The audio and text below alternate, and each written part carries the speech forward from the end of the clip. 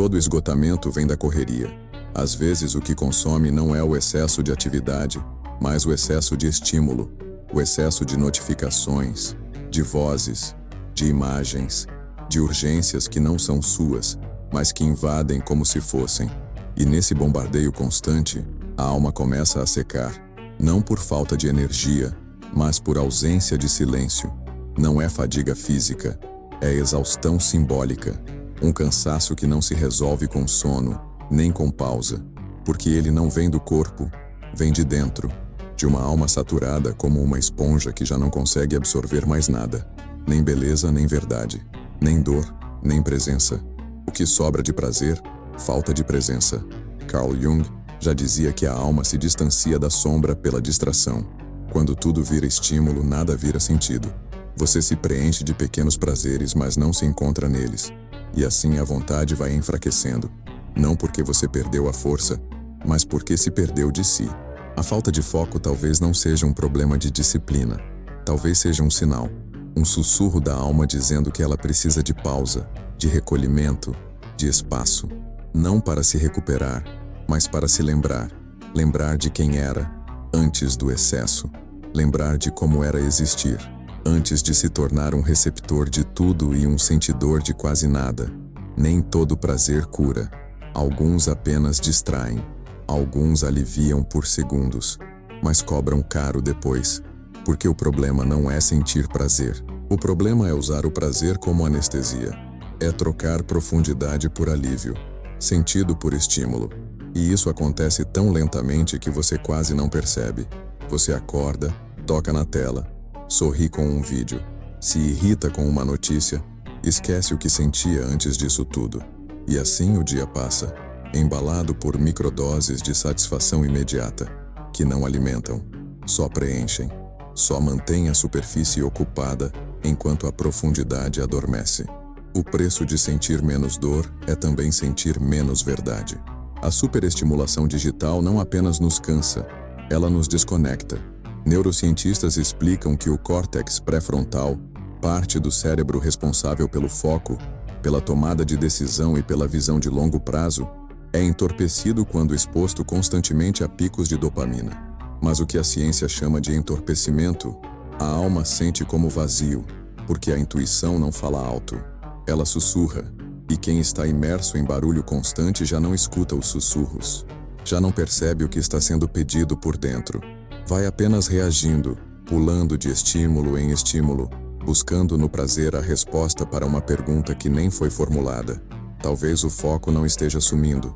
Talvez ele esteja esperando você silenciar o ruído, esperando você perceber que o que parece prazer, às vezes é só ruído decorado, esperando você lembrar que a vontade verdadeira não se alimenta de prazer rápido, mas de presença lenta. Você se sente entediado, mas não sabe dizer exatamente por quê. Tem acesso a tudo, o tempo inteiro. Pode escolher entre milhares de vídeos, músicas, conversas, distrações. E mesmo assim, há um vazio que insiste, um incômodo que não se dissolve. Porque o tédio, ao contrário do que parece, não é falta de estímulo, é excesso de anestesia. Quando tudo é imediato, a alma perde o ritmo. Ela precisa de tempo, de silêncio, de digestão. Mas o tempo foi sequestrado pelo algoritmo. E o silêncio, sufocado pela urgência de não sentir demais. O tédio então aparece, não como falha, mas como mensageiro. Um sinal de que algo dentro está sendo ignorado. Nietzsche dizia, aquele que não consegue suportar o tédio, não pode compreender a eternidade. E isso vai além da filosofia. É uma lembrança de que o tédio tem função. Ele é a pausa entre um significado e outro. É o espaço onde a alma respira antes de criar, onde o corpo se aquieta antes de escolher. Ficar em silêncio por 10 minutos pode parecer pouco, mas para uma mente acostumada ao ruído, é como reaprender a escutar, reaprender a sentir. A intuição não se manifesta no meio da pressa. Ela precisa de espaço. E o tédio, quando acolhido, pode ser esse espaço. Talvez o que te falta não seja mais estímulo, mas mais presença. E talvez o tédio esteja só dizendo isso. Você ainda sente, você ainda pode voltar, mesmo que volte em silêncio, mesmo que volte cansado. Ainda assim, Volte. Há dias em que você se sente vazio, incapaz, sem foco, sem energia. E a primeira reação é a culpa, a autocrítica, o julgamento. Estou improdutivo. Mas talvez você não esteja falhando. Talvez só esteja em retirada, em recolhimento silencioso. Não porque escolheu, mas porque sua alma precisou. Recolhimento sem consciência vira fuga. Você desacelera, mas não descansa. Se afasta, mas não se escuta. E aos poucos, o que poderia ser pausa, vira desconexão. Você acredita que está descansando, mas está apenas se escondendo. Escondendo do barulho, do peso, das perguntas internas que você ainda não teve tempo ou coragem de ouvir. É como um eclipse. A luz está lá, mas algo a cobre temporariamente. A sua vontade, a sua clareza, a sua força não desapareceram. Só estão sendo filtradas por uma camada de silêncio emocional. E esse silêncio pode ser cura, pode ser reorganização, mas também pode ser negação. Talvez seja a hora de perguntar: o que estou evitando sentir hoje? Não para resolver, não para confrontar, mas para acolher. Porque o que é visto amolece, e o que é sentido reencontra o caminho de volta. Você não está improdutivo, está em transição. E toda transição exige silêncio, exige escuta, exige que você desista por um momento de se cobrar, para poder finalmente se encontrar. Mesmo que isso aconteça aos poucos, mesmo que ainda doa, ainda assim, é reencontro. Alguns espaços não ferem com barulho, ferem com constância. São cômodos que parecem seguros, mas escondem repetições silenciosas de dor. Você se acostuma ao ruído, ao caos, ao desânimo acumulado no canto do quarto e começa a chamar isso de normal. Mas o corpo sente, a alma sabe. Você se acostumou a sobreviver ao caos e quando sobrevive por tempo demais, esquece como é viver. Esquece que paz não é ausência de tarefas, é presença de sentido. Esquece que o lugar onde você descansa também pode estar te drenando se estiver carregado de ausências.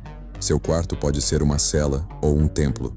A diferença não está nas paredes, mas na intenção que você coloca em cada gesto, o modo como você arruma a cama, a forma como acende uma luz, o cuidado ao mover um objeto de lugar, não como decoração, mas como símbolo, um rito pequeno de reconexão. Clarissa Pinkola Estés dizia: a alma sabe quando está em cativeiro, e ela não grita, ela silencia, vai adoecendo aos poucos sem que você perceba, até o dia em que tudo parece distante demais, e o que antes era casa, vira cenário, e o que antes era rotina, vira exílio, mas a alma também sabe quando está sendo lembrada, quando você olha ao redor e percebe que pode escolher, pode transformar, pode fazer do espaço que habita um reflexo do espaço que deseja ser, um altar para a presença, uma morada para a verdade, mesmo que tudo comece com um único gesto, feito com intenção, feito com alma. O mundo te ensinou a reagir, rápido, instintivo, imediato, e você aprendeu. Aprendeu a responder antes de escutar, a decidir antes de sentir, a escolher antes de entender. E nesse ritmo, a clareza foi se perdendo. Porque clareza não é velocidade, é presença. É silêncio antes da palavra, espaço antes do gesto. A reação é o oposto da presença. Quando você reage, está preso ao estímulo. Não há pausa, não há escolha real, apenas impulso condicionado. E o mais sutil disso tudo é que você acredita que está decidindo, mas está apenas repetindo o que o prazer imediato moldou em você. A dopamina tornou-se seu norte, mas o norte da alma não pulsa em picos. Ele nasce da profundidade. Você acha que está escolhendo, mas está só respondendo à dopamina, pulando de vídeo em vídeo, de aba em aba, de estímulo em estímulo. E quando tenta focar, já não consegue. Não porque é incapaz, mas porque seu sistema está desregulado. Sua vontade foi sequestrada. E agora, ela pede resgate. O filme WALL-E não era só sobre um robô solitário. Era sobre uma humanidade que perdeu o corpo, o foco e a intenção. Uma humanidade que trocou o toque pela tela, o silêncio pela distração, o presente por notificações. E agora, vaga anestesiada, sem saber o que está buscando. Talvez a clareza não venha de um novo método, mas de uma nova escuta. Escutar o que ainda pulsa, por trás da urgência, por trás da reação, porque o que é verdadeiro nunca grita, mas também nunca desiste de ser ouvido. Nem todo cansaço vem de estar só. Alguns vêm justamente de estar cercado, de conversas que parecem conexões, mas drenam, de vínculos que parecem laços, mas são contratos silenciosos de representação. Você se sente exausto, mas não sabe de onde vem. E talvez venha disso, da versão que você veste perto de quem ama. Você sente saudade de quem você era, antes de se moldar tanto, antes de sorrir para evitar desconforto, antes de esconder a sua verdade para manter a harmonia. Porque às vezes não são as pessoas que te drenam, é o papel que você aprendeu a representar perto delas. E esse papel, por mais funcional que seja, cansa, porque não nasce da alma, nasce da sobrevivência. Nietzsche dizia que viver é sofrer, sobreviver é encontrar algum sentido nesse sofrimento. Viktor Frankl também lembrava: a liberdade interna nasce da escolha do sentido. E quando seus vínculos não têm mais sentido, apenas hábito, apenas dependência, apenas dopamina, a liberdade começa a morrer em silêncio. Amizades podem ser como redes, te seguram, mas também te prendem. E o que segura sem escuta, prende sem perceber. Prende seu crescimento, sua autenticidade, sua voz. E você fica por lealdade, por medo, por costume, mas se esgota, porque está perto, mas não está inteiro. Relacionar-se com verdade é mais do que estar junto. É poder ser, mesmo que isso incomode, mesmo que isso mude o tom da conversa. Porque no fim o que sustenta um vínculo não é a frequência de encontros, é a liberdade que se tem dentro dele. E a liberdade começa quando você para de se esconder, até de quem você ama. Você se julga por não render, por adiar tarefas, por se distrair com facilidade, e chama isso de falta de foco, de preguiça, de procrastinação. Mas talvez não seja isso. Talvez você esteja apenas desalinhado, espiritualmente desalinhado, tentando forçar um caminho que sua alma já não quer mais seguir. Toda desmotivação tem uma dor não ouvida. E o que você chama de sabotagem pode ser só o grito abafado de algo dentro que não quer mais fingir, que já não aguenta metas sem sentido, rotinas sem alma, produtividade sem verdade. O corpo para quando o espírito já cansou de andar sem direção. Você se cobra como se faltasse força, mas talvez só esteja gastando demais consigo, tentando sustentar um eu que já não faz sentido. Um personagem que você criou para ser aceito, admirado, eficiente, e que agora não cabe mais, porque a dor da incoerência cresceu e começou a vazar em forma de cansaço, confusão, lentidão. Escrever uma carta para o seu eu de antes do vício, seja ele qual for, é um ritual de reconexão, um gesto simbólico de escuta, porque ali, naquela versão esquecida, ainda mora um pedaço de você que sabia o que queria, que não precisava se dopar para sentir presença, que não fugia tanto de si. O foco não nasce da cobrança. Ele floresce quando há coerência, quando a alma volta a se ver no caminho. E para isso, às vezes, é preciso parar de produzir, para, enfim, começar a escutar. E escutar com ternura a parte sua que cansou de fingir que estava bem. Você se esforça para ter mais energia, mais disciplina, mais coragem. Acredita que precisa de força para sair do lugar, mas talvez o que te falta não seja força, seja silêncio, seja espaço, seja menos ruído entre o que você é e o que o mundo está gritando para você ser. Sua mente está barulhenta demais para ouvir o que sua alma quer. Barulho feito de comparações, de notificações, de exigências invisíveis.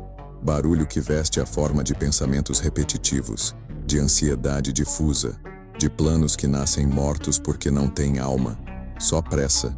E nesse excesso você tenta vencer pela intensidade, quando na verdade, o que você precisa é de presença, de se lembrar que o agora já é suficiente, que nem tudo precisa ser consertado, resolvido, respondido. Às vezes basta respirar, respirar fundo, respirar lento, respirar com escuta. 2 minutos. Apenas isso. 2 minutos de pausa, com os olhos fechados e a frase sussurrada por dentro: eu estou aqui. E isso é suficiente por agora. Não como afirmação otimista, mas como ancoragem espiritual, como reconexão com a parte que sabe que já é, que já sente, que já está. Thich Nhat Hanh dizia: a atenção plena é o milagre que cura a desconexão. E esse milagre não acontece no futuro. Ele começa no instante em que você decide, mesmo sem certeza, parar de lutar com o momento presente. Porque a alma não precisa de mais esforço. Ela só quer ser ouvida, sem interrupções. Nem todo afastamento é queda, nem toda lentidão é fraqueza.